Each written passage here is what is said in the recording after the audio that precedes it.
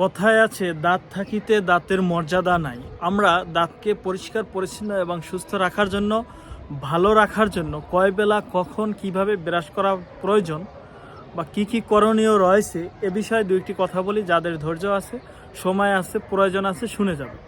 মুখ থেকে দুর্গন্ধ হবে এটাই স্বাভাবিক, এটা অস্বাভাবিক কিছু নয়।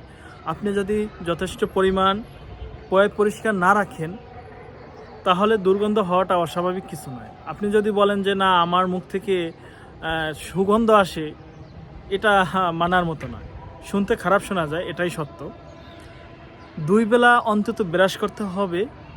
একটা হচ্ছে রাত্রে ঘুমানোর আগে, যেমন আপনি রাত্রে খাবার খেলেন তার কিছুক্ষণ পরে ঘুমানোর আগে ব্রাশ করে শুয়ে যাবেন, এবং সকালবেলা নাস্তা করার পরে ব্রাশ করবেন। কিন্তু বাস্তবে ম্যাক্সিমাম সময় আমরা ব্রাশ করি সকালবেলা ঘুম থেকে উঠে, কিন্তু এটি সঠিক নিয়ম নয়, সঠিক সময়ও নয়। এটা হচ্ছে আমাদের একটা ভুল।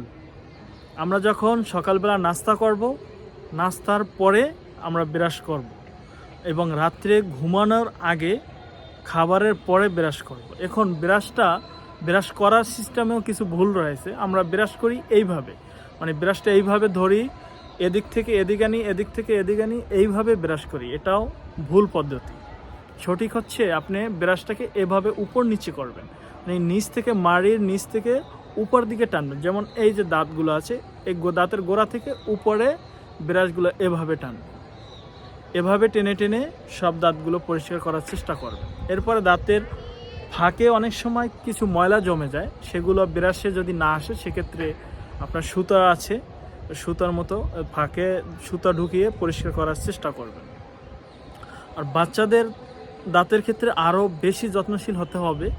আমাদের সমাজে বেশিরভাগ বাচ্চাদের দাঁতগুলোকে ওইভাবে আসলে যত্ন নেওয়া হয় না, যার কারণে বাচ্চাদের দাঁতগুলো খুব অল্প সময় নষ্ট হয়ে যায় এবং দাঁতের ক্ষয় হয়। এর অনেকগুলো কারণ রয়েছে। আমি শুধু একটা বলি যে আপনি পরিষ্কার রাখতে হবে। যদি কোনো বাচ্চার দাঁতকে নিয়মিত সুন্দরভাবে পরিষ্কার না করা হয় সেক্ষেত্রে দাঁতগুলো নষ্ট হয়ে যাবে। আমরা বলি দাঁতে পোকা হয়, এটিও ভুল কথা। আসলে দাঁতে কখনো কোনো পোকা হয় না, এটি আমি একটা বইতেও পড়েছি এবং বিশেষজ্ঞ ডাক্তাররাও বলে থাকেন দাঁতে কখনো পোকা হয় না। দাঁতে ময়লা জমতে জমতে একটা অ্যাসিড হয়, ওই অ্যাসিড থেকে দাঁতের ক্ষয় হয়, গর্ত হয়, সেখানে ময়লা বিভিন্ন ব্যাকটেরিয়া জনিত সমস্যার কারণে ইনফেকশন হয়, ফুলে যায়, ব্যথা হয়, পরবর্তীতে বড় একটা সমস্যার সম্মুখীন হতে হয়। যখন দাঁতে গর্ত হয়ে যায় তখনই সাথে সাথেই যে কোনো ডেন্টালে গিয়ে ট্রিটমেন্ট নেবেন।